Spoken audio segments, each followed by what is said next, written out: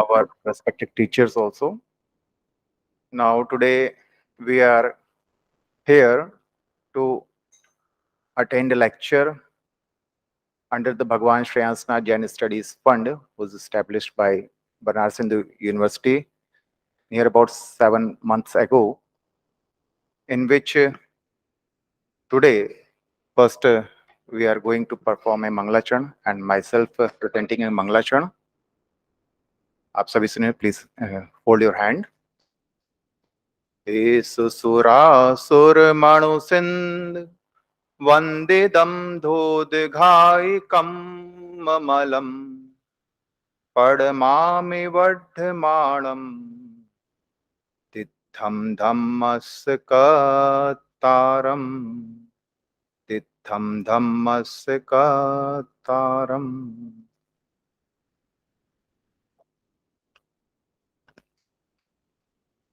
For this lecture, to welcome our all guests as well as scholars, I am inviting for welcome note. And before this, I am inviting to Garland Malviji, requesting Professor Mehta sir, Professor Daniel, as well as the head of Department of Philosophy and Religion Department, Professor Anand, and our Professor Pradyumna Singh sir. The university is the concrete role because of Professor Madan Mohan Malviya, and his blessings is always with us. Now, I am requesting Professor Anand Mishra sir to give his welcome note. Okay, so now we are garlanding our speaker, Professor Daniel from Tel Aviv University, who is the main speaker of the lecture. I'm requesting Professor Mukul Raj Mehta sir to garland him, give him the memento and the Ang Vastram, which is the tradition of our university as well as Indian culture.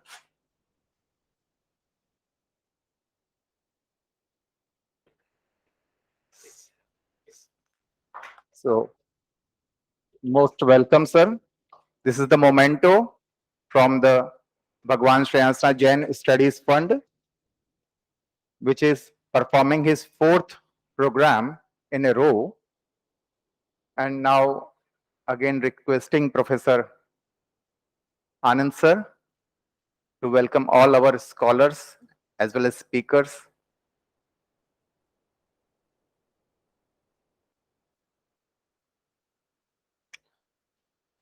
Hari Om. Honorable Chairperson Professor Pradyumna J. Singh,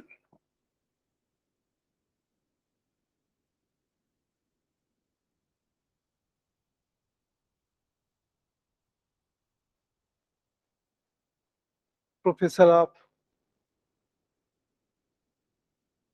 Jain Bauddha Darshan Vibhag,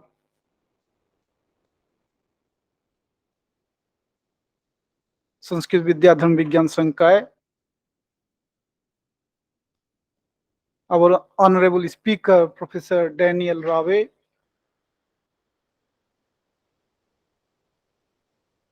professor at Tel Aviv University, Israel, Professor Mukul Raj Mehta ji, Chairperson Bhagwan Shreyansnath Jain Studies Fund B.H.U,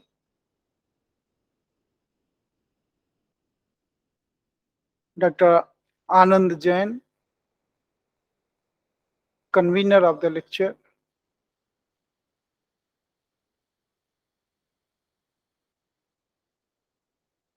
honorable colleagues, students, scholars, I welcome you all in this lecture of Daniel Raveh, which has been organized by Bhagwan, Shreyansnath Jain Studies Fund B.H.U and Department of Philosophy and Religion, Banaras Hindu University.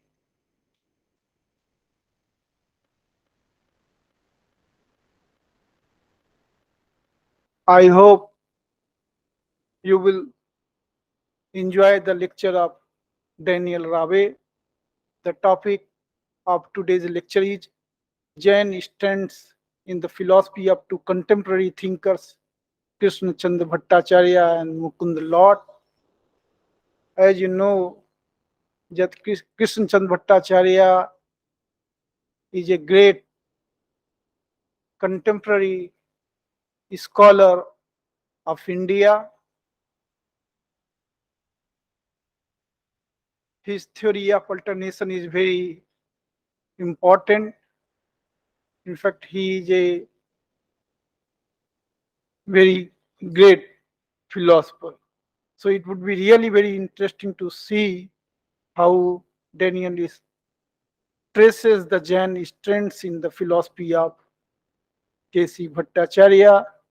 Another thinker is equally important, that is Mukund Lath.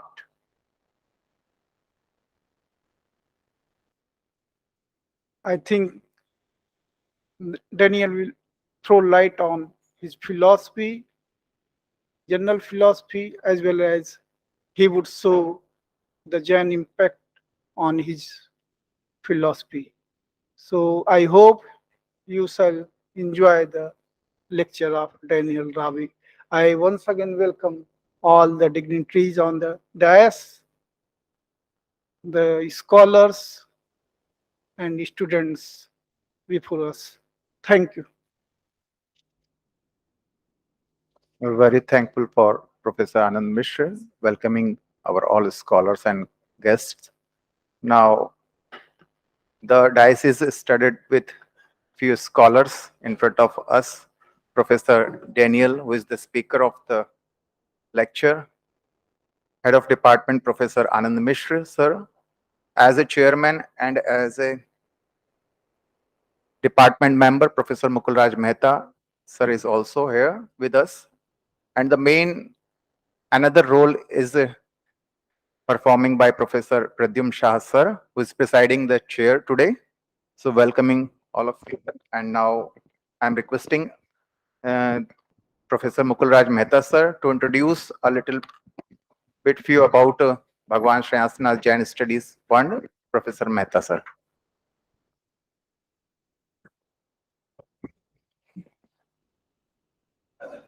Can you hear me properly? Respected Chair, Professor Daniel, Professor Anand Mishra ji, my dear colleagues and dear students. By now, I think most of you are aware with this Bhagwan Shreyansnath Jain Studies Fund recently created in Banaras Hindu University. The objective of the fund is to promote Jain philosophy. I don't say Jainism. I don't say Jain religion. I say Jain philosophy. Because there is no scope of promoting Jain religion since there is no provision of conversion there. But Jain philosophy being part of knowledge, it is with the objective to promote the Jain philosophy. So in that fund, as I have been telling in past occasions also, there is a provision of convening meetings, academic meetings, seminars, conferences, lectures of scholars in India and abroad, both. Also, we are having a provision of exchange of scholars, students, from abroad to here in B.H.U and from B.H.U to abroad. We have a provision to send these scholars. Along with that, we have a provision of publishing research articles, books, and also journals in the fund. There is a provision of inviting scholars from abroad for a short while, for a couple of weeks, couple of months, and at the same, we can also send our scholars from here to abroad for a couple of weeks, for a couple of months there. So with that objectives, this fund was created, and I'm happy to inform you that this fund has recently in September, it has organized a seminar on Sallekna, which was coordinated by our Professor Pradyumna, and Anand was co-coordinator of that seminar. Then 1 week workshop on Tatvar Sutra was organized under the coordinatorship of Professor Pradyumna and co-coordinator Anand. And then last week, as you all witnessed, lecture by Professor Anand Jayaprakash Vaidya. And now we are having with us Professor Daniel, who is a very sincere and very sincere philosopher. Actually, I know him for last more than 25 years. But we were not in that much contact with each other. In Delhi, I used to see him often with Professor Daya Krishnaji. We are glad to have you here, Professor Daniel, and we would request you to be associated with this fund in future also. So with these words, I take leave. Thank you. Thank you.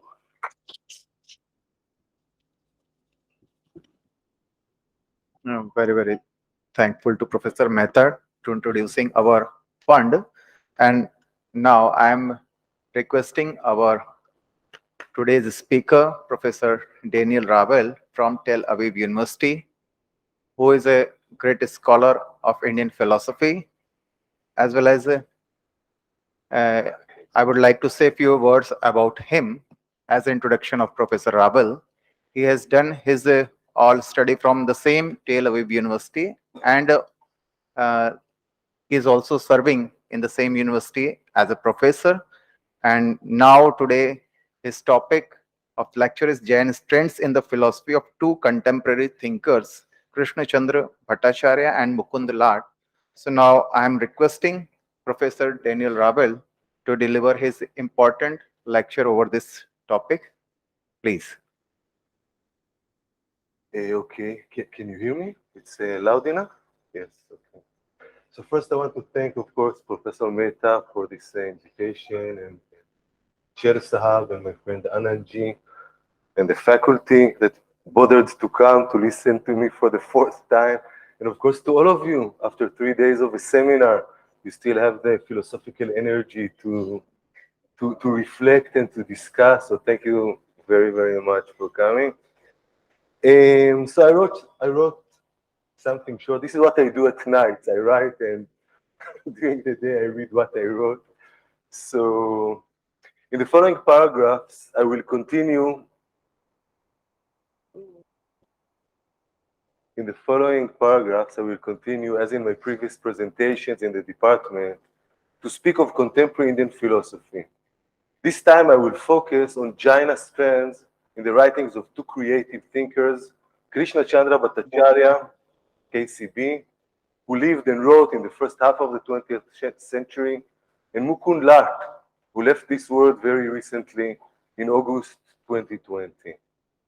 So I'm starting with the KCB.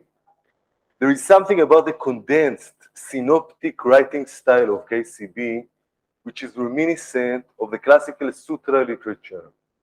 In both cases, classical sutras and KCB, this compressed style of writing makes the text slightly enigmatic and invites commentary and interpretation. If we take the sutra metaphor further, and think of KCB as a Sutrakara, author of a sutra text, then we can classify his interpreters according to the classical hierarchy of commentaries. Gopinath Bhattacharya, K.C. Bhattacharya's eldest son and the compiler and editor of KCB's collected writings, would be the Bhashyakara, the foremost commentator. Gopinath did not just collect and arrange KCB's writings, he also wrote an elaborate editor's introduction and prefixed a detailed analysis to each work, in fact, to each paragraph of each work of K.C. Bhattacharya. Each of the tracks, namely KCB's writings, Gopinath explains in his introduction, is preceded by an analysis. The first one was made by the author himself, KCB, and the others have been done by the editor, namely by Gopinath Bhattacharya. If Gopinath is KCB's Bhashyakara, then Kalidas Bhattacharya, K.C. Bhattacharya's younger son, and a wonderful philosopher in his own right. So Kalidas Bhattacharya's work can be seen as a Vartika, the next commentary in order, while the Bhashya signifies the extraction and elaboration of philosophical systematicity from the sutras. Jonardon Ganeri explains, Vartika stands for a critical engagement with the ideas so elaborated, including processes of defense, revision, and adjudication. This articulation sits well with Kalidas Bhattacharya's work on KCB, in his work, The Fundamentals of K.C. Bhattacharya's Philosophy from 1975. Now, I read these texts, the title of these texts to you, because I'm trying to encourage you, to tempt you, to search for these texts. Most of them are available in this library, which is quite astonishing. So I'm talking about K.C. Bhattacharya, his eldest son, his quote-unquote Bhashyakara, Gopinath Bhattacharya, and his younger son and famous philosopher, Kalidas Bhattacharya. So again, you're invited to search for this work, The Fundamentals of K.C. Bhattacharya's Philosophy, 1975, by Kalidas Bhattacharya. Next, according to Jonardon Ganeri, following Bhashya and Vartika, are the Nibandha and other higher-level commentarial works, which continue the process of revision and adjustment until a state of reflective equilibrium is reached. In KCB's case, this is where George Birch comes into the picture. This is for you, George Birch. Birch, nicknamed K.C. Birch by one of our students in Tel Aviv in a seminar on K.C. Bhattacharya's philosophy, owing to his meticulous work on KCB, classifies KCB's work into three phases, which correspond with the three works that Birch collected in the anthology Search for the Absolute in Neo-Vedanta from 1976. Search for the Absolute in Neo-Vedanta. According to Birch, in the first phase, KCB defines the Absolute as indefinite, in the second as subject, and in the third as alternation. Indefinite, subject, alternation. Birch opens his discussion of the first phase, suggesting that, I'm quoting, K.C. Bhattacharya defines the Absolute as indefinite in accordance with the Upanishadic doctrine that Brahman or Atman is best described as neti-neti, not this, or not that, not that. This famous phrase, as you would know, is extracted from the Adharanyaka Upanishad 236. Birch's next sentence is, Vedanta was in his, namely in KCB's, blood. On the second phase, Birch writes that KCB's formulation of the Absolute as subject is in accordance with the Upanishadic idiom, which occurs not less than 9 times in chapter 6 of the Chandogya Upanishad, Tattvamasi, which he renders as you are it. In his discussion of the first phase, Birch emphasizes Hegelian influence on KCB, and on the second phase, Kantian influence. But the third phase is the crux of the matter for us today. On the third phase, in which the Absolute is defined by KCB as alternation, Birch comments that this is, I'm quoting, a departure from the Upanishadic tradition, and again I'm quoting, his most original contribution to philosophical thought. Birch underscores the influence of Jaina philosophy on KCB's third phase and highlights the significance of KCB's essay, The Jaina Theory of Anekanta, based on a lecture delivered by him in Dhaka in 1921 and first published in 1925. According to Birch, it introduces the third phase, although chronologically contemporary with the first. Moreover, according to Birch, this paper was KCB's immediate reaction to the Jaina text Prameya Kamla Martanda by Prabhachandra, a commentary on the Pariksha Mukha Sutra by Manikyanandi, dated to the 11th and the 9th centuries respectively. K.C. Bhattacharya does not mention the text that he corresponds with, but if we read his text with critical eyes, we can find out, we can decipher who are the interlocutors, in which texts he is rooted. In my previous talk here in the Post-Independence Vedanta seminar, I read to you a short piece which I wrote on KCB titled Writing in English, Thinking Through Sanskrit Terms. Birch suggests that the Upanishadic vocabulary underlies KCB's first two phases, whereas the third phase was conceived as interpretation of the Jaina theory of Anekantavada, which he renders, drawing on Kalidas Bhattacharya, non-one and ism. That's a great translation of Anekantavada. Non-one and goal, destination. No one and ism. Anekantavad, Birch explains, might mean there is no one exclusive feature of reality, or reality has many features. But incompatible features cannot be conjointly true. They alternate by not being exclusively true. Anekanta means not what is common or integration, but alternation. Anekanta means not what is common, nor integration, but alternation. Anekanta, according to Birch, is the main concept around which KCB weaves his third philosophical phase. And the central work of this phase is KCB's presidential address at the 1933 meeting of the Indian Philosophical Congress, published later in 1934 as The Concept of the Absolute and Its Alternative Forms. In his introduction, Birch offers a close reading and analysis of this work and wonders how close or far KCB is to or from Jaina philosophy in his interpretation of Anekanta as alternation. He quotes Kalidas Bhattacharya, who convincingly argues that it is unlikely that, quote, the great Jain philosophers were teaching the trivial truism that there are different ways of looking at things. There is more to Jaina philosophy than the Rashomon-like account of the blind man around the elephant. Hence, alternation, according to Kalidas Bhattacharya, as quoted by Birch, is the only reasonable interpretation of Anekanta. Now, by passing, I was using the word there, Rashomon, and I wonder if you know what Rashomon means.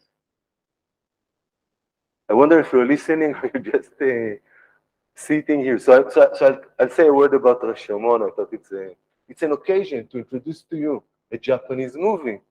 A word in brackets on the word Rashomon. I said that Jaina philosophy is not just a Rashomon-like narrative of blind men touching the different parts of the elephant. So the word Rashomon, a word in Japanese which entered what we may call now the global vocabulary, is the title of a 1950 movie, written and directed by Akira Kurosawa, based on a short story of the same name. The plot tells the story of ... I will not tell you the plot, but the point is that it is narrated by various characters, providing subjective, alternative, even contradictory versions of the same incident. An interesting movie. So again, my role here is to invite you. So I invite you to search for the movie Rashomon in your mobiles and think of the Jaina theory of Anekantavada through a Japanese 1950 movie. Back to KCV. Birch lucidly explains the place and meaning of alternation in KCV's philosophical framework in his own words. I will oversimplify the subtle and detailed argument of the presidential address, he writes modestly. And I'm quoting him. Birch's understanding of K.C. Bhattacharya's notion of alternation. Philosophy is rational analysis of experience, which is consciousness of some content. Please listen. Philosophy is a rational analysis of experience, which is consciousness of some content. There are three conscious functions because there are three ways in which consciousness and content can be related. Content may determine consciousness. This is knowing. Are you listening? Content may determine consciousness. When consciousness is becoming full of the object, when the object feels F-I-L-L, not F-E-E-L. When the object feels the consciousness, this is knowledge, this is knowing. Consciousness may determine content. This is willing. Both may determine one another. This is feeling, F-E-E-L, feeling. As in the appreciation of beauty, which is neither purely objective nor purely subjective, but a union of the two. Knowing, Birch continues to analyze K.C. Bhattacharya, knowing is truth. Willing is freedom. Feeling is value. Ordinary experience is a confused mixture of the three, but each function can be purged of the accretions of the others and so become pure or absolute. Knowing freed of all subjectivity is absolute truth, uncategorized being in its concrete richness. Willing, freed from all objectivity, is absolute freedom, unrestricted consciousness. Feeling, freed from all separatedness, is absolute value, unalloyed bliss. Each is absolute, pure experience, alike negatively as lack of confusion and practically as salvation. But they are incompatible, opposed to each other, incommensurable, neither reducible to each other nor comprehensible under a higher synthesis. They are alternative absolutes. So we're talking about knowing, willing, and feeling, and each of them can become an absolute if it becomes empty of the others. This is what K.C. Bhattacharya under this analysis is trying to suggest. And then if we have three absolutes of knowing, willing, and feeling, each of them contradicts the other. So we have to alternate, to move, to travel freely between them. We cannot hold the three of them together. A few passages down the road, Birch adds, in fact concludes, that according to KCB of the third phase, the Jaina phase, the self finds its absoluteness in alternative ways, by denying itself, by denying the not self, or by denying their separation. Denying itself is knowing when the object takes the center stage, by denying the not self, when the subject takes a center stage and the object is moved to periphery, or by denying their separation. The separation is the separation. The non-separation, the togetherness, the relation is feeling. The absolute is truth or freedom. I'm quoting Birch. The absolute is truth or freedom or love. He writes with capital L. And the important word is or. Birch's formulation is useful as it provides us with a map of KCB's work. KCB's discussion of Vedanta and Sankhya falls under the category of knowing. His discussion of Patanjala Yoga and Kant, an interesting combination, under the category of willing. And KCB's discussion of rasa aesthetics, falls under the category of feeling. Moreover, Birch implies that KCB of the third phase, KCB the how do I say this word? Alternationist. KCB of the third phase, KCB the alternationist, interprets the famous phrase Sachitananda or interprets the famous phrase Sachitananda as Sat or Chit or Ananda. Sat or Chit or Ananda. Actually, in Hindi, or is and. So not or in Hindi, but or in English. Sat or Chit or Ananda. Sat ya Chit ya Ananda. Kalidas Bhattacharya, as KCB's commentator, offers a similar analysis of KCB and Sachitananda. It is the or in English, or, which conveys not just the mechanics of alternation, but even that sense of freedom that KCB's entire philosophical work aims at and is directed towards. In this case, KCB applies a Jaina method. This is for Anand G. In this case, KCB applies a Jaina method, or a method inspired by Anekantavad, to a central Advaitic formulation, to Sachitananda. Tara Chatterjee, the English translator of KCB's Implications of Kant's Philosophy, originally Kant Darshaner Tat Parya in Bangla, an essay on Kant written by KCB in Bangla and later translated by Mukund Lath into Hindi, contributed a paper titled Anekanta Vedanta, an intriguing title, to a recent anthology dedicated to Kalidas Bhattacharya's work. She draws on his Bengali monograph, Bhartiya Sanskriti O Anekanta Vedanta. I need someone who knows Bangla to pronounce the title properly. Vedanta, probably, from 1982, comprising of 2 series of lectures delivered by him at Burdwan University in 1974. This is not the place to delve into this book, even as recapped by Tara Chatterjee, but the phrase Anekanta Vedanta is useful for my present attempt to decipher KCB's work.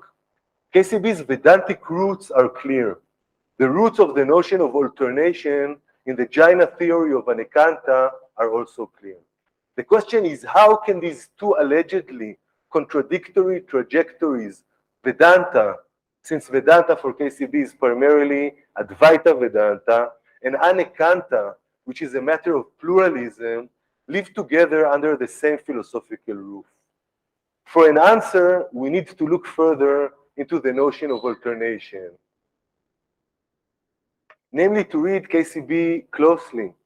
However, I found this interesting observation by Kalidas Bhattacharya in the fundamentals of KC Bhattacharya's philosophy, and I'm reading this for you.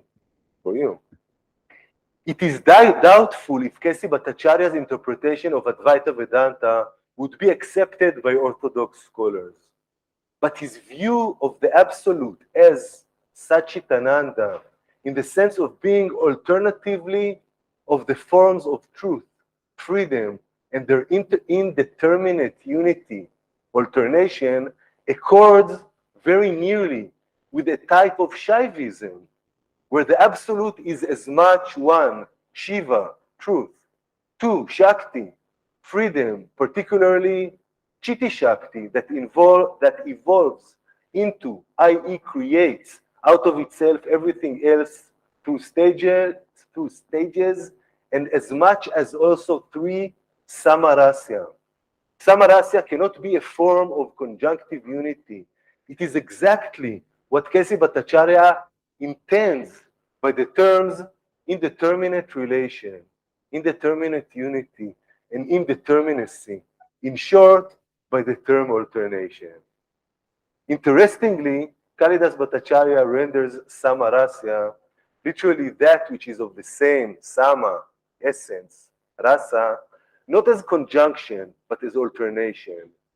This means, he explains, that the alternation of A and B is itself a third alternative with them. In this respect, Kalidas refers his readers to KCB's essay, The Definition of Relation as a Category of Existence, an early essay of KCB placed in the collected writings together with other essays such as Some Aspects of Negation, after his studies in Vedanta, Sankhya Yoga, Jaina philosophy, Rasa ethics, and his independent essays and studies in Kant. But chronologically, this essay on relation comes first, not after. Here, KCB prepares the conceptual toolbox, which he uses in his studies in From Vedanta to Kant and in his independent essays. I cannot delve further into KCB on relation, but I'm adding his essay on relation to the reading list of anyone interested in KCB's thought. Back to Tara Chatterjee. On alternation in Kalidas Bhattacharya, going beyond KCB's formulation of the three absolutes, Chatterjee suggests that it is a method through which one transcends all one-sided philosophies and reaches a philosophical conclusion which is anekanta, without being committed to any particular view, she further explains. The philosopher has the freedom to positively enjoy all the views. Kalidas Bhattacharya is almost poetic here, she says, speaking of this position as a dynamic seesaw motion, where one swings from philosophy to philosophy in cosmic oscillation. Can we apply this idea of alternation between philosophies, not only absolutes, as in KCB, to KCB's own attitude toward Kant, Hegel, and Vedanta, or to Vedanta, Sankhya, Yoga, and Jaina philosophy? I'm trying to think about the possibility to alternate from one text to another, from one philosophical school to another, and to alternate, I don't mean to just to read one text after the other, to become part of that very tradition as you write an interpretation to this tradition. I'm thinking of scholars such as Vachaspati Mishra in the 9th or 10th century. I'm thinking of scholars such as Appaya Dikshita in the 16th century, scholars that are usually recruited as Vedanta scholars. But when Vachaspati Mishra wrote a commentary to the Sankhya Karika, or when he wrote a commentary to the Yoga Sutra, I think that he didn't write it as a Vedanti. I think that he literally alternated, to use K.C. Bhattacharya's notion, from one text, from one tradition of thinking to another. So if you still have the philosophical energy, I'll read to you the second part of my paper, 2:45, on Mukund Lath, which is less known, I guess. It's not very long. It's not very long. So let me read to you the Mukund Lath part. It is less technical than the first day. I saw that some people were broken by the technicalities of K.C. Bhattacharya. So Mukund Lath was born in 1937 and passed away, left this world in 2020. He was an interdisciplinary thinker. I was just talking now about interdisciplinarity, about alternating between different thinking traditions. In the case of Mukundji, it was alternation between different disciplines, as you will see in a minute. So he was an interdisciplinary thinker, historian of ideas, cultural theorist, musicologist, translator between Sanskrit, Prakrit, Hindi, Bengali, and English, and philosopher working on the scale between ethics and aesthetics. His theoretical work is complemented by practical engagements in the arts as a classical singer and a painter. Lath's first work was an English translation of the Prakrit Kalpa Sutra in 1977, a hagiography. I mean, you might know, especially the Jaina philosophers here, the Prakrit Kalpa Sutra, a hagiography of Mahavira, the founding father, as all of you know, of the Jaina tradition. Lath's twofold interest in the interface between biography and philosophy and in Jainism find further expression in another English translation, this time from an amalgam of Brij Bhasha and other Eastern dialects of Hindi, Kariboli, and Bhojpuri, with an elaborate introduction of the Ardha Katanak, which he translated as half a tale in 1981. This is the autobiography of Banarsi Biholia, that chronicles the everyday life of a Jaina merchant during the Mughal rule of the late 16th, early 17th century, and his metamorphosis into the Adi Guru, the leader of the Adhyatma movement, which evolved into the present day Therapanta. In his introduction, Lath explains that Banarsi titled this unique autobiography Half a Tale since he was 55 years old when he wrote it, whereas the total span of life allotted to the human being, according to an ancient Jain belief, which he quotes, is 110 years. However, Lath elucidates, he did not much outlive the completion of his half a tale. And so what we have is, in effect, a full story. This is what he writes in his introduction. So basically, he tells his readers, the title of this biography or biography, it is actually a biography, is half a tale, but it is in fact a full tale, because he passed away very shortly after writing this biography when he was 55.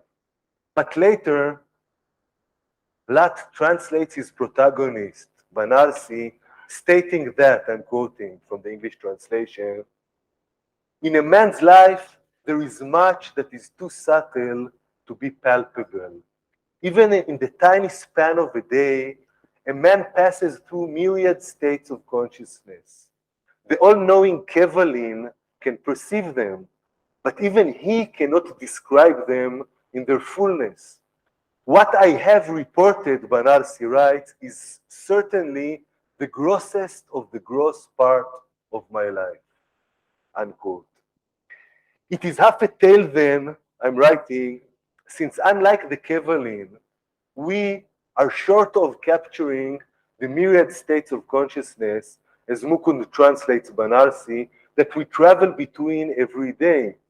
This is, of course, an invitation to aspire for more than half, toward a full, or at least fuller life. This is, I think, is an interesting point, that it is half a tale because we hardly capture everything that happens to us, everything that we experience every day. I wish to push forward and say something about, you might have guessed, I'm speaking about, I'm trying to connect my talk to Jaina philosophy. So I want to say something about nonviolence, one of the key concepts and ideals of the Jaina tradition. Mukund Lath distinguishes between two Sanskrit terms, ahimsa and anreshansya. So much has been written on ahimsa. Mukundji highlights anreshansya. But before delving into Mukundji on anreshansya, I wish to open in brackets yet another window as in a computer window, to Jaina influence, Professor Mehta, on Patanjali's Yoga Sutra. Following the Sarva Darshana Sangraha, the famous 14th century encyclopedia of all the philosophical schools, 15 or 16 all in all, from Charvaka to Shankara's Vedanta, many have become used to seeing Patanjala Yoga as Seshvara or Saishvara Sankhya. namely as rooted in Sankhya philosophy.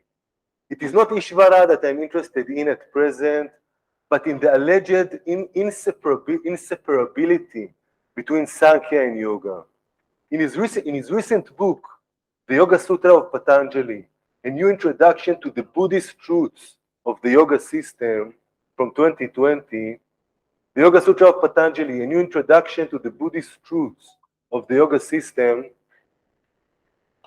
Pradeep Gokhale is bold enough to suggest that Patanjali relies on Buddhist sources as much or even more than on the Sankhya tradition. In my survey, he writes, I found that more than 50% of the Yoga Sutra aphorisms can be said to have a background in Buddhism. 50% of the sutras have background in Buddhism. Less than 40% of the sutras can be said to have a background in Sankhya or other orthodox Astika sources directly or indirectly. In other words, there are also Jaina roots or there is a Jaina influence on Patanjali that Gokhale, interested not only in Sankhya but in other sources, in other roots, is interested. As an example for a Jaina strand in the Yoga Sutra, you might have realized, sorry, again I'm reading this sentence. As an example for a Jaina strand in the Yoga Sutra, you must have realized something is wrong with my sentence. I told you I'm writing late at night. So we can find another strand in the concept of ahimsa. According to Patanjali, ahimsa is the first and foremost among the yamas, the ethical precepts prescribed for the practitioner of yoga in Yoga Sutra 230. In Yoga Sutra 231, it is projected, ahimsa, with the other yamas from satya to aparigraha as the great vow, Mahavrata. It is interesting to note, Gokhale writes, that just as the 5 yamas are identical, it is interesting to note that just as the 5 yamas are identical with the 5 vratas of Jainism, the notion of the great vow, Mahavrata, associated with it is also derived from Jainism. The Jainas distinguish between small vows, Anuvrat, and great vows, Mahavrat. The same vows, when practiced partially, are called small vows, but when practiced universally, are called great vows. Small vows are applicable to householders who cannot follow the rules of conduct with full intensity. The great vows are to be followed by the mendicants. We are supposed to follow the rules of conduct with full intensity. The mendicants who are supposed to follow the rules of conduct with full intensity in their universal and unconditional form. Gokhale relies on the Tattvartha Sutra, which we can render, if you wish, as on the nature of reality. A Jaina treatise composed sometime in the first centuries AD. The distinction made here in the Jaina text between what Gokhale refers to as partial and universal practice of ahimsa and other yamas or vratas takes me back to Mukund Lath. In his opus magnum, Dharma Sankat, from 1984, you can translate Dharma Sankat if you wish, Moral Dilemmas, Lath dedicates 2 chapters, Anreshansya and Satya or Anreshansya, to the notion of Anreshansya. Drawing on the famous Yaksha Prashna episode of the Vana Parva of the Mahabharata, Lath highlights the notion of Anreshansya. But what is Anreshansya? As a close reader of the epic of the Mahabharata, Lath explains, supremely aware of the complexity of the moral problem of action, the Mahabharata comes up with more than one supreme moral principles, paramadharmas, that should guide our action. One of these paramadharmas, in the plural, dharmas, is ahimsa. Another is Anreshansya, which is the center of Lath's discussion. Both concepts can be rendered as non-violence. Lath suggests that Anreshansya is ahimsa adapted to the pravriti marga, worldly life. Ahimsa is a non-compromising mahavrat, which belongs to the nivriti marga, the marga of sannyas. Only a renouncer can aspire for absolute or universal, as Gokhale puts it, non-violence and ultimate freedom.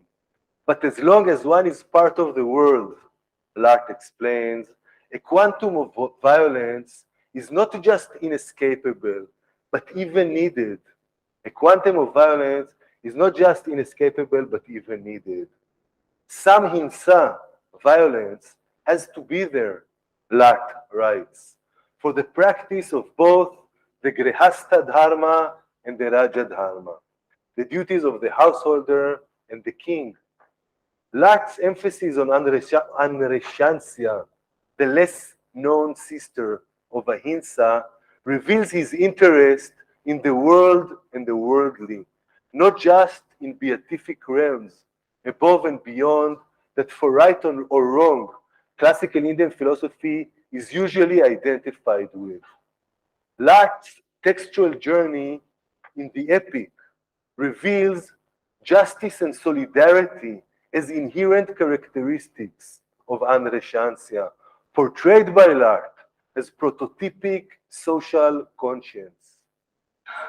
Mukund Lath highlights and finds significance not just in the Mahavrat, but also in the small vows, the Anuvrat, such as Anreshansya, which is not uncompromising like Ahimsa, but quite the contrary, negotiable and contributive to life in the world, not toward renunciation.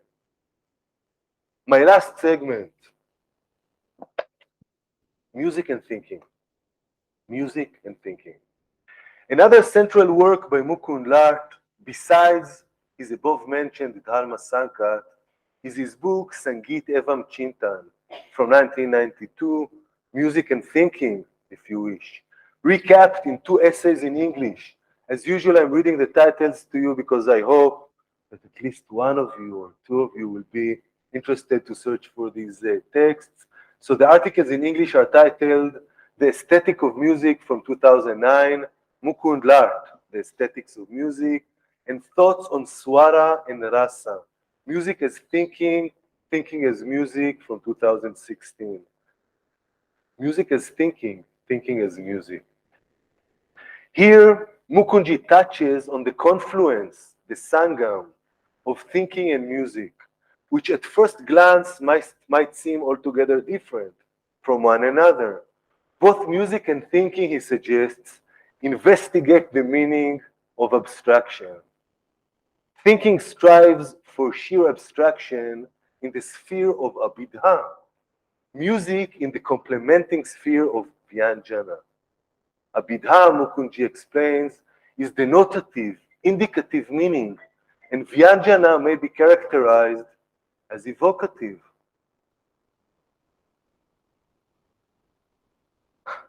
As evocative. The significance of vyanjana lies in a meaning which is addressed not to our intellect, but to our emotive, felt consciousness. Abstraction then in the realms of pure intellect, quote unquote, pure intellect, and quote unquote, pure feeling, which are both part of who we are. The idea of an emotive, felt consciousness is interesting. It is a matter of knowledge, quote unquote knowledge, in the realm of feeling. But the word knowledge is just a lakshana, a metaphor, since we are not dealing with the mental faculty. In the very final sentence of Thoughts on Swara and Rasa, Mukundji writes, music, if it looks at itself in the mirror of thought, music, if it looks at itself in the mirror of thought, can perhaps aim at being more self-consciously thought-like. In the mirror of thought, I'm repeating or analyzing, music becomes more thought-like or noetic in the emotive sense that Mukundji alludes to. But what happens when thought looks in the mirror of music? First, the Vyanjanahood of language, the music of language, if you wish, is resurrected from between the lines of Abidha. Second, the experiential dimension that Vyanjana brings to the table and the raga music that Mukund writes on is Shir Vyanjana, is all about an experience of self which is not just the Cartesian I think. Feeling of or our felt consciousness, as Mukund Lath puts it, is taken into account within the scope of self and self-identity. Three, and this is where I come on board and take Mukundji's philosophical exercise forward. Perhaps the mirror of music can free thought from the illusion of a single final truth and take thought in the direction of anekanta. Since Swara, Mukund writes, is essentially a seeker of anekanta, of plurality. Rooted in Jaina terminology, Mukund thinks on music and thinking with and through these terms, these Jaina terms.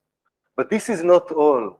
In another paper, Identity Through Necessary Change from 2003, Identity Through Necessary Change, in which again he thinks through classical Indian music, raga music, and speaks in terms of anekanta, not as a free word in Sanskrit, but as a term immersed in the Jaina tradition, which carries along freedom of a different, if you wish, existential kind.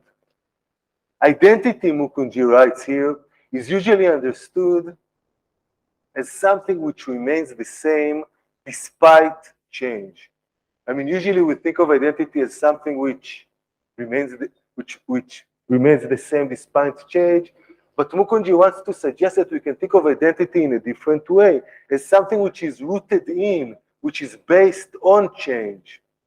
His attempt is to explore an alternative to the convention that it is despite change. There are identities, he writes, where difference is not contingent, but necessary to identity. Identity in such cases is formed and maintained through a process of change. This identity does not only accommodate, but also invite change and plurality. Mukundji's case study in his inquiry into identity through necessary change is, as usual, his usual raga music. The raga pattern, Mukundji explains, is given and forms the basis of a free and open alapa, an improvised elaboration according to a set of rules which assume the pattern but allow room for imagination.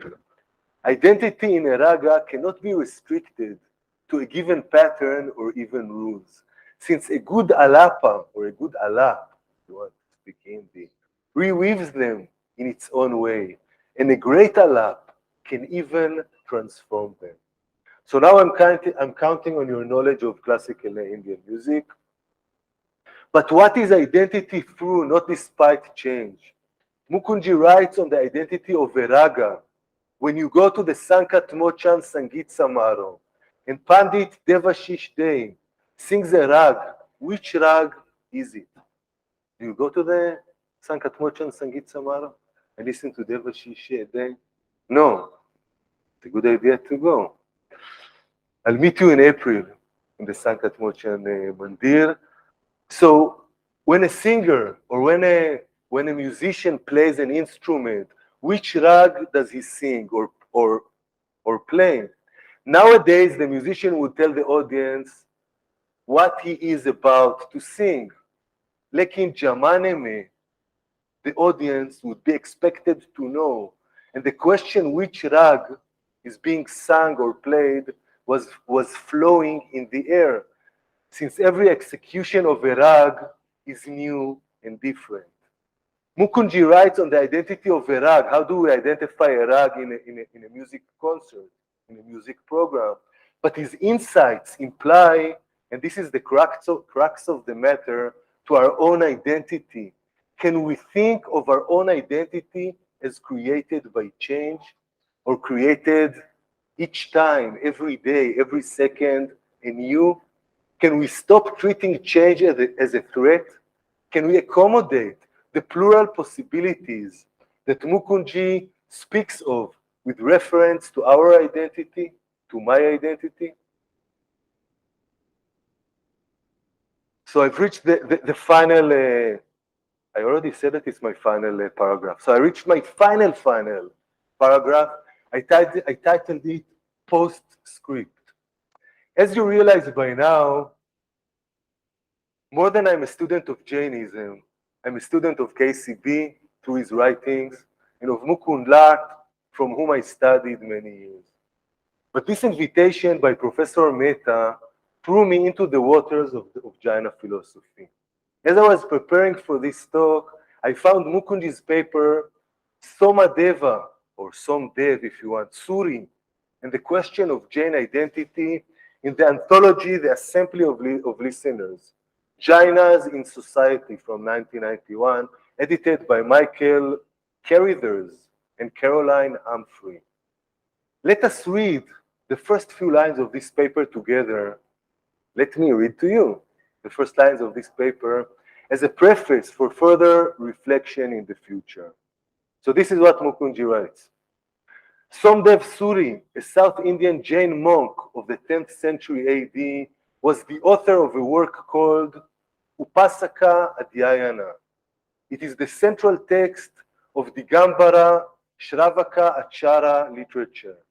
The aim of this literature is to lay down ideals, norms, and rules of proper conduct for the Shravakas, Jain lay followers. There is a large corpus of Shravaka Acharas among both the Digambaras and the Shvetambaras, the two major sects into which the Jains are divided. The Shravakachara literature as a genre begins only in medieval times, though it has ancient roots. It continues down to modern times, much of the modern writing being in the vernacular in different Indian languages. Somdev Suri's Upasaka Adhyayana, literally the chapter, the Adhyayana on the Upasakas, that is lay followers, is one of the earliest texts of the Shravaka Achara genre. It is a crucial text, Mukundji writes, in trying to understand how medieval Jains articulated their own identity in relation to Jain ideals and to the larger society around them. In this text, I'm writing that Mukundji puts under his philosophical magnifying glass the question of ahimsa, again ahimsa, takes center stage. Since in the Brahmanical tradition, as we saw above, Mukundji, drawing on the Mahabharata, showed us hinsa, namely at least a quantum of violence, can be a part of dharma. Not so, we all know, in the Jaina tradition, or more specifically here in the Digambara Dharma. In his discussion, Lath further visits the concepts of Anuvrat and Mahavrat, which you and I encountered above, apropos Patanjali's Yoga Sutra, rendered here by Lath as lesser vows and great vows, which define the ethical frame of lay Jainas and monks, respectively. But the present text further introduce an intriguing notion that we have not encountered so far, the notion and sentiment of vairagya, which points at rare moments in one's life when suddenly a change of direction takes place. And listen to Arindam Chakrabarti on vairagya. This is the last quote of this talk. Now, this vairagya is a very special feeling or cognitive emotive state. It is the quiet and profound recognition of the valuelessness or emptiness of the transient goods of this finite physical world. It is this state which is supposed to flow from a true awareness of the exact nature of things. It does not consist of any hatred toward this world or any yearning for a heavenly or beatific thereafter. It is a state beyond hatred and yearning, a state of colorlessness, loss of concern for anything transitory. Thank you for surviving that part.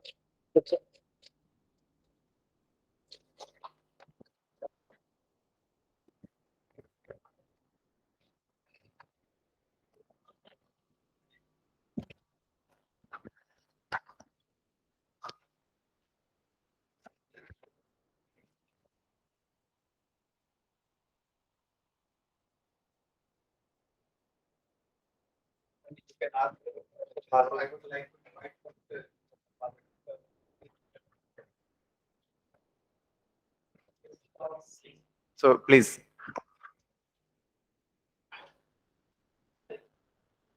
At first, I appreciate your paper, sir. It's really very thought-provoking because it includes multiple areas of the philosophy. Basically, I have some query about the absoluteness in freedom.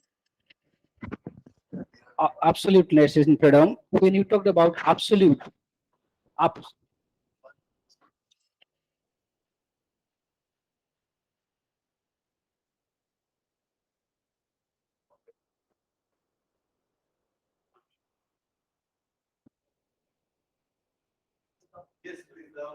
yes, yes, Y- yes, sir, I can hear, sir. So, guys.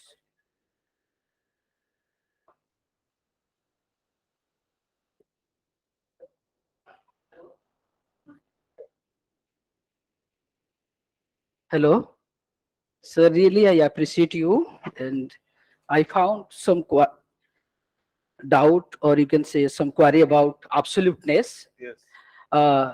Why? Because in the second stage, you started bifurcation of Sat Chit and Ananda. The process of bifurcation of Sat Chit and Ananda, I found it is very difficult to determine the absoluteness. Uh, if you are right, then what sort of philosophical method you use to determine absoluteness in this process of bifurcation of Sat Chit and Ananda? And secondly, when you talked about ahimsa, is it no hingsa or not hingsa? What is the uh, ontological query about this ahimsa? No hingsa or not hingsa? And the last one is talking about music, and music you stated that music is the mirror of thought. Music is the mirror of thought. Yeah, music is a mirror. Mirror of thought.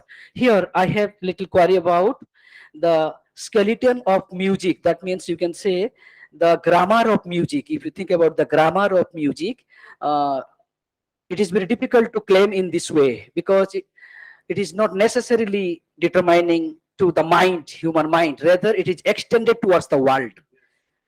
Yes. How can you justify it? Thank you, sir.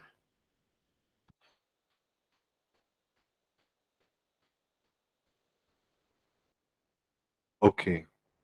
So thank you for the three questions. I was looking for a pen to write them down. So let's see if I remember all three. You started with, let's start with the last one. You spoke about music and thinking, and then you said, how can you compare music and thinking, because music is supposed to go away from thinking and the mind, etc. So this is exactly what Mukund suggests. He starts by saying that how can we compare the two? One is supposed to go away from thinking, but each of the two aims, according to him, to a sense of purity. Thought to the purity of what he refers to following following Abhinavagupta, Ananda Vardhana, as abidha. Thought is in search for absolute abidha. Abidha is denotation, only denotation, no feeling, no evocation, nothing beyond pure conceptuality. This is this would be quote unquote absolute thinking. Whereas in music, the idea is to reach absolute Vyanjana. Vyanjana is the evocative aspect of language. Classical music is only Vyanjana, right? The words are not the crux of the matter. The feeling is the crux of the matter. So Mukul speaks about two types of absolutes, which connect in my talk, of course, to the three types of absolute in K.C. Bhattacharya. Not randomly, I was connecting the two parts of the paper. So now the question is, what is the relation between these two absolutes? So Mukherjee is playing with ideas. He's creating a thinking exercise. So he's asking, if thought looks in the mirror of music, what would it see? If mirror looks in the mirror of thought, what would it see? What would it see? So thinking, if it looks in the mirror of feeling, broadens its scope. It retrieves that notion of Vyanjana that usually we are not aware of. When we talk to each other, it is usually more practical. But what about the sound of the words that we are using? Are we listening to the sound? Sometimes we do, especially in our own mother tongue, right? We can listen to words. I was just quoting here a few days ago in one of my talks, Hélène Cixous, the French philosopher, that says that it's a miracle that language remembers what we already forgot. So language remembers something which is evocative, which is quote unquote musical and not only practical. So this is what music, the mirror of music can provide thought or thinking. But what happens vice versa? What happens if music looks at the mirror of thought? This is what Mukundji asks. And then he comes up with this idea of a sense of knowledge. He himself writes that this is just a metaphor. A sense of knowledge. It is not knowledge in the mental sense of knowledge. It is knowledge in the feeling sense. It is knowledge at the feeling, he calls it the feeling aspect of our consciousness. So does it answer your third and last query? This was the last query, right? The music and thinking. Yeah.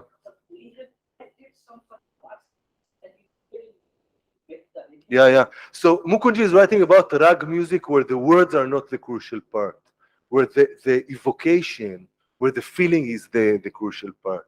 So this was your last question. Your second question I totally forgot, and the first question was about K.C. Bhattacharya.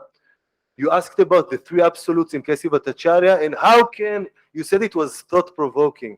Now, I don't know if thought-provoking is a compliment or is it a very polite way to say, what are you talking about?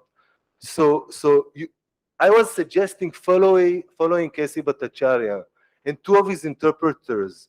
One is the Kalidas Bhattacharya, his son and interpreter, and the other one is an American philosopher called George Birch. I was suggesting, or I was trying to think about the notion of alternation, which is rooted, they suggested, in the notion of anekanta. So they were bold enough to suggest, and this is why you're saying that this is thought-provoking, that the famous Mahavakya, it's not Shankara's Mahavakya, but a later Mahavakya, Sat Chit Ananda, Sachidananda, let's call it a later Mahavakya, that this later Mahavakya can be reinterpreted, not as such and Chit and Ananda, because this doesn't work. K.C. Bhattacharya tries to show you, because each of these absolutes does not, how do you say it, excludes, each of these absolutes excludes the other two. So then he tries to suggest that we can think of this Vedanta Mahavakya as Sat or Chit or Ananda. And I think that the word or is a very interesting word. Va, if you want, in Sanskrit. Because the notion of or has a sense of freedom in it. We can finish this session now, or we can continue another 3 hours. We have the freedom to close now or to continue. I mean, you're not even laughing when I'm saying 3 hours because you're totally washed out, but a sense of freedom, Sat or Chit or Ananda, we can travel freely between the three absolutes or between the three faces of the absolute. But now you are right. How can you speak about three absolutes? The word absolute sounds like a single thing. How can we speak about three absolutes? And in this case, I found and quoted this paragraph from Kalidas Bhattacharya that suggests, okay, perhaps this is not classical Vedanta, but we can think in the direction of Shaivism. And I think that the most interesting part of that quote was the explanation of Samarasya. Samarasya is the third absolute, the absolute of feeling. So this is your first question. And the second question, remind me, what was the second question? Okay. Yeah.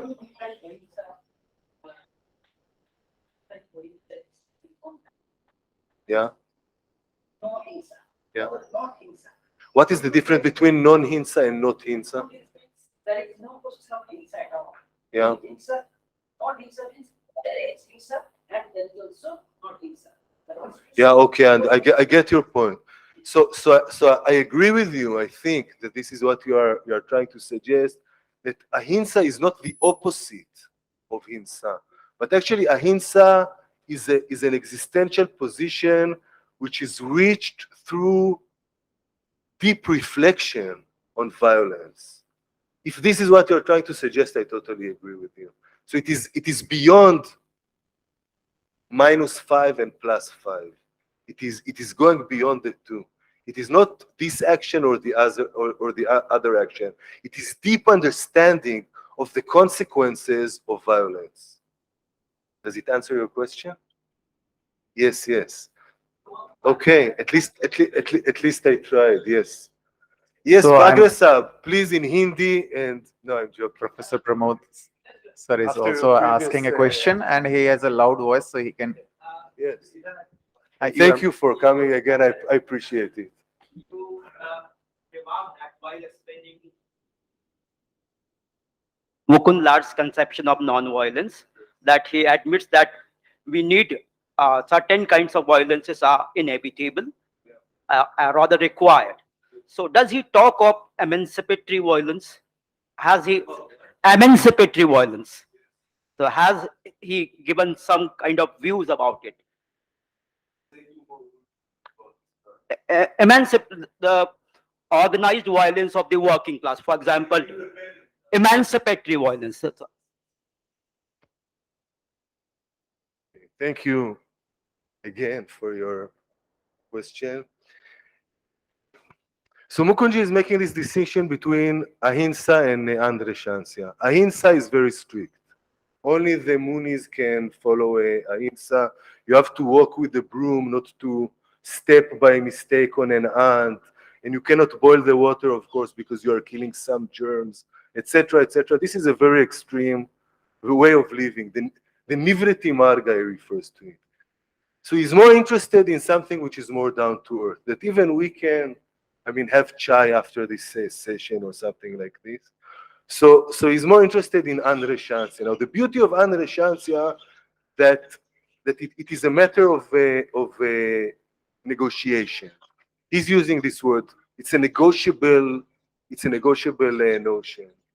And since he is mentioning words that you would actually like, such as solidarity, and he's giving these examples, he's analyzing different stories from the Mahabharata. In your previous response, you basically suggested that we can get rid of the Upanishads because of several stories. So let's not get rid of the Mahabharata, because you know that in one of the last episodes of the Mahabharata, Yudhishthir stands at the gates of heaven with his dog. Dogs are not allowed to enter the Swarg. And Yudhishthir refuses to enter without the dog. He says, I cannot repay loyalty with illoyalty. So now, of course, I'm not suggesting that the dog is a metaphor for anything. I'm talking about solidarity. I'm talking about friendship, even with animals, with animals, with human beings, with nature, etc. So when Mukund said that a certain type of violence is needed for the daily life, he does think of a sense of solidarity. He is not a social philosopher. He does not try directly on the caste system, etc., etc. But in response or in reply to your query, I remember Mukund spoke at the Jaipur Literature Festival, I don't know, 10 years ago, and interviewed by an interesting scholar from CSDS, Ananya Vajpayee, you might have heard her name. So Mukund was this classical pandit, sitting on stage with his white kurta pajama, drinking only X, eating only Y. And then he sits on stage and a political philosopher like Ananya Vajpayee sits together with him. And then she tells him, how can you be interested in Sanskrit, which is a colonizing language, even more, worse colonizing language than English? Something like it, the most Castian language ever. How can you be interested in such a language? Mukund was totally, shocked. He almost fell off his chair. And then he told her, I remember his answer, which is actually a good answer for you.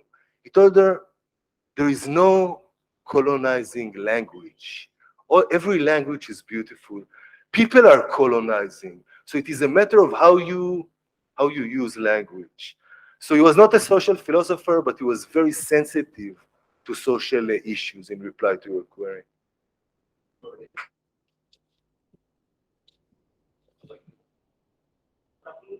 Good afternoon.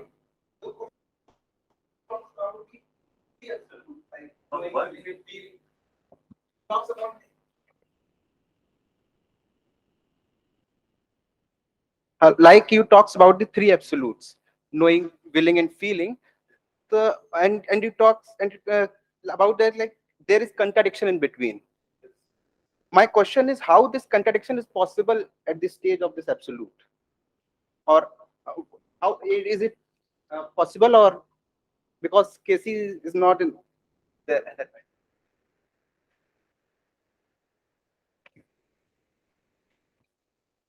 So this is a very good question. Now, to give you a proper answer, we have to read together Kessi Bhattacharya. Now, when I'm saying we have to read together Kessi Bhattacharya, it's not a matter of escaping the question. That's actually a good idea. My hosts here are inviting me to come again. I don't know, next year or at some point. So maybe when I come again, we can actually read texts together instead of talking about the texts. The idea is that the word contradiction is a little problematic.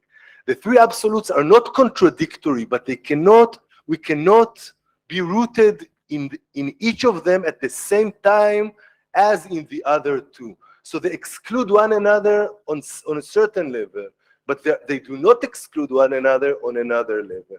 So the idea is that in knowing, there is no subject. There is only the object. The object fills my mind. In willing, there is no object. The subjectivity takes over everything. And in feeling actually in this framework is a matter of relationship between subject and object. As in the case when you go to a gallery and you see a painting. So it is not only the painting, not only you. It is a meeting between you and the painting. So each of them is referred to or is defined by Kessi Bhattacharya as an absolute. The absolute objectivity, absolute subjectivity, and the absolute relation between the two. So now, if you're asking how can it be? And he's talking about alternating between all the three. So how does it take place? So I think that the best thing that we can do is really trying to read Kessi Bhattacharya on the notion of alternation, and also reading Kessi Bhattacharya's interpreters. I mentioned some of them. For example, I mentioned the Tara Chatterjee. It's a good idea to read the Tara Chatterjee, who translated Kessi Bhattacharya. And you know that the translator is the most, if you ever translated something, that you know that the translator is the most reader of text. So I hope that we will have a chance, Is Janam, Ya Agle Janam, to actually read the text together.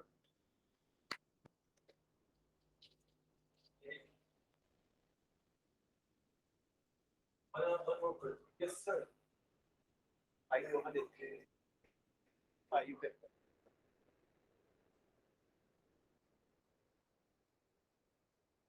Good afternoon, and I have question just pertaining like what Professor Bagre said. Similar way, I have little doubt about when we talk of karma and we pacify telling or we explain the word karma through nishkarma, taking the concept of Bhagavad Gita, and say there are certain actions which are not binding. Now, when you talk of, we said ahimsa, but we said that we cannot escape doing hinsa in some sense. Now, is there some way that Mukund has explained this, that there are certain himsa or supported or call we can justify? Or in what sense, if we accept, then we justify? In what sense can we do that? Yeah, because we said in the context of Nishkama Karma, I'm saying in this sense. The point is that if we want to live in the world, for example, to take a walk from here to LD guest house, there is a chance that, that we will step over an ant. There is a chance that some insect will be swallowed by us. But we still want to go to LD guest house because this is where we stay. So I think that the idea is to think of ahimsa in a more down-to-earth way. This is one answer to what you're saying, which you understand. I mean, I was giving this example of boiling water, etc., etc. But then, since you're asking this question, I'm reminded of something that I said here actually in one of my previous talks. I was talking about a correspondence, if you remember, if you were here, or if any of you remember, between two Israeli philosophers, Mahatma Gandhi, the universality of ahimsa. Now, actually, you won't believe it, Anandji, but my mother came online and told me that these two are not Israeli philosophers because the state of Israel was not founded in 1939 when they wrote letters to Mahatma Gandhi. So I should have, it's good that your mother is tracking your talks online and corrects you. So actually, I should have said Jewish philosophers. The state of Israel was founded only later on in 1948. So these two Jewish philosophers, one of them later became an Israeli philosopher, Buber. Judah Leib Magnus, the other passed away before the state of Israel was founded. They wrote to Gandhi regarding something that he wrote in 1938 about the Jews in Europe under the Nazi regime and their aspiration to have a home in the state of Israel, which was yet to be founded. So Gandhiji said, please use my own method of ahimsa and satyagraha. Just as they used it in South Africa, you can try to use it in Europe under the Nazi regime. And these two Jewish philosophers wrote to Gandhi, we almost agree with you. Ahimsa is a beautiful ideal. We support ahimsa in 99% of the cases. This is Martin Buber.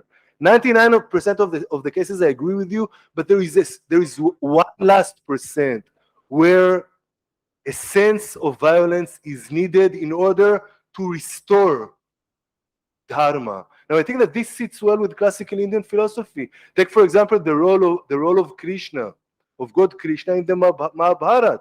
Krishna, you were talking about the Bhagavad Gita. Krishna is advising, actually not advising, commanding Arjuna to fight, right? A sense of adharma is needed in order to restore dharma. But now the question is, who will decide what is this quote-unquote sense of adharma? What is this quote-unquote quantum of adharma that is needed in order to restore dharma? When I spoke about Buber and Magnus, the two Jewish philosophers, I did not say anything, by the way, about Magnus. Magnus's argument against the universality of ahimsa is different. He doesn't say I agree in 99% of the cases. What he suggests is that in order to use ahimsa, and we are coming to social change, etc., or to political change, Magnus suggests that in order to use non-violence as a tool, as a political tool, as an efficient political tool, indifference toward death is needed. He writes to Gandhi, you are totally indifferent toward death. And it's interesting to note that these Jewish philosophers in Jerusalem were following Gandhiji via the press, via newspapers. He said, you were treating plague patients when there was no cure for plague. etc., etc. But he says in the Jewish tradition, we cannot be indifferent to that. And then he quotes from different Jewish sources, suggest, different shlokas, if you want, Jewish shlokas that say things like כל המציל, Hebrew for Anand, כל המציל נפש אחת כאילו הציל עולם ומלואו. Everyone who saves, this is Hebrew, כל המציל נפש אחת, everyone who saves even one soul, it is as if he saved the whole world. Indifference toward the death, he claims, is workable for you. It is not workable for us. I think that it's an interesting argument. We have to think further. And then Ramchandra Gandhi, the Mahatma's grandson, replies to these Jewish philosophers, and he tells Magnus, you misunderstood. You think that indifference toward death means not being interested in life. But according to Ramchandra Gandhi, this quote-unquote indifference injects life into life. Life in the face of death, he claims, is a fuller life. So this is my response to your query. Thank you very much. So, very wonderful lecture by Professor Daniel. And now I'm inviting our chairman, Professor Pradyumna sir, who is the ex-head of Department of Jain and Bauddha Darshan Vibhag, Faculty of Sanskrit Vidyadharma Vigyan Sankai, and he's a very senior professor and a scholar of not only of Jain philosophy, but Punjabi language and literature, Sikhism, Prakrit Sanskrit language and literature, and he has edited so many books and written so many important articles on various aspects. So I'm inviting sir to preside his lecture. Thank you very much to Chairman of the Bhagwan Shreyansnath Jain Studies Fund B.H.U, Professor Mukul Raj Mehta ji, who has given me such a grand opportunity to preside over such a good session, who is the lecture delivered by such a great professor from Tel Aviv University, Professor Daniel. And I express my gratitude to Head of the Department of Philosophy, Professor Mishra sir, Dr. Anand ji, who is convening this session, and learned scholars who are in front of me, and dear research scholars and students. Today, you have heard that the lecture was full of erudition, full of knowledge, and a scholar from such a great university has studied Indian philosophy so deeply, so thoroughly, and he has highlighted the scholars, recent scholars, K.C. Bhattacharyya and Professor Mukund, both were scholars, and Professor K.C. Bhattacharya was a philosopher at the University of Calcutta, known for his method of constructive his prominent books, The Making of Contemporary Indian Philosophy, Studies in Philosophy, Freedom, Transcendence, and Identity, as well as Professor Mukund, 1937 to 2020. He eminent scholar, philosopher, musicologist, and cultural historian. He passed away in the age of 83 at Jaipur. Both were the scholars of the center of the lecture. And Professor K.C. Bhattacharya was the Indologist. Especially, he had studied all the Indian schools of thought like Nyaya, Vaisheshik, Vedant, etc. Whatsoever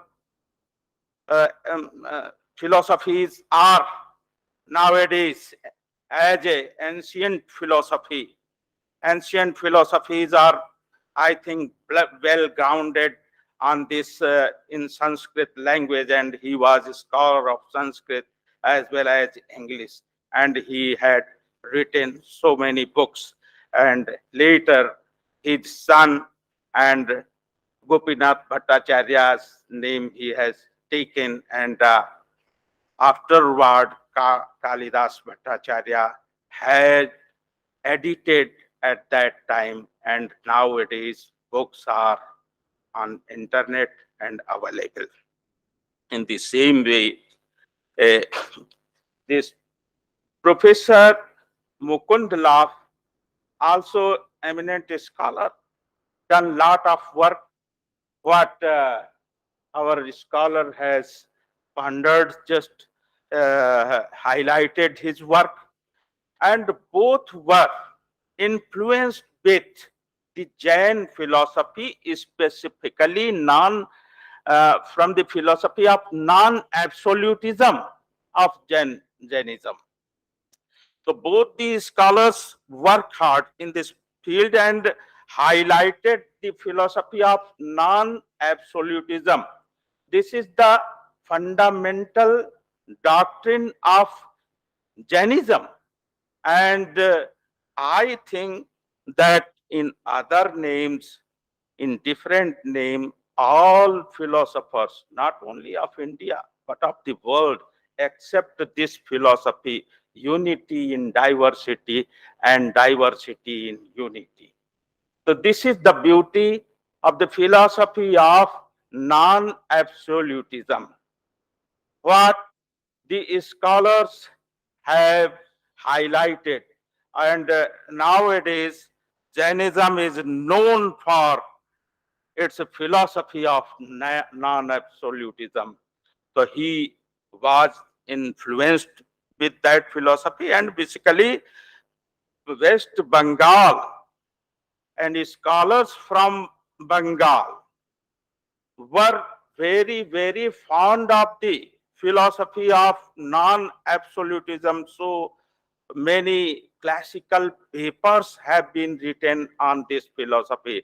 And Satkari Mukherjee's non-absolutism book is very important in this field. So in this way, he has highlighted all the basic things of those philosophers, both of the philosophers. And after all, he has said that there is no final.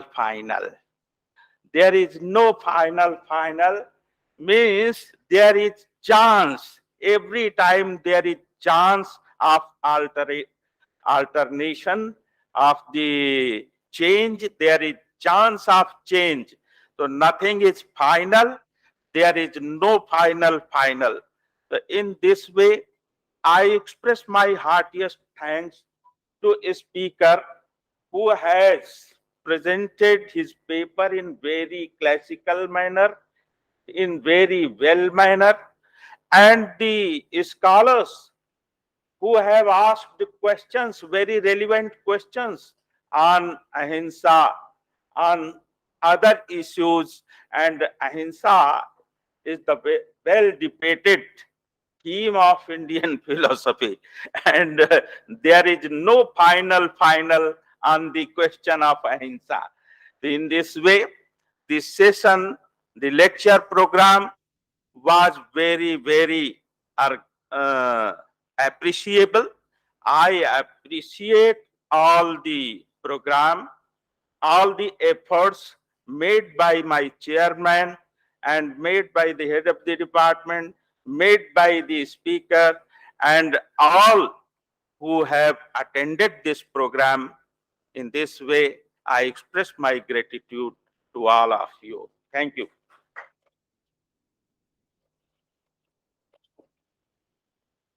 Very, very thankful for Professor Shah sir. And now, for the purpose, there is no clash. That is the part of Dhanyavad, where there is no Vivad. So I am inviting Professor Mukul Raj Mehta to express his vote of thanks. So, first of all, I thank Professor Daniel for his such an scholarly presentation. And then I thank our head of the department, Professor Anand Mishra ji, who is always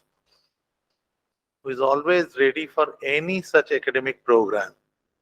So I thank you, Professor Anand ji, and then I thank all my colleagues and especially Professor Pradyumna Shah Singh ji, who spared his valuable time because he also has so many responsibilities of his faculty, I know, but he accepted our request to preside over this session.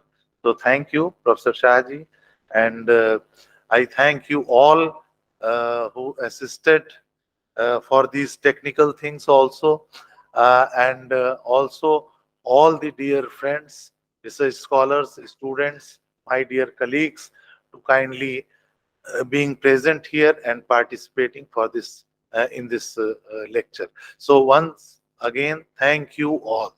Thank you very much.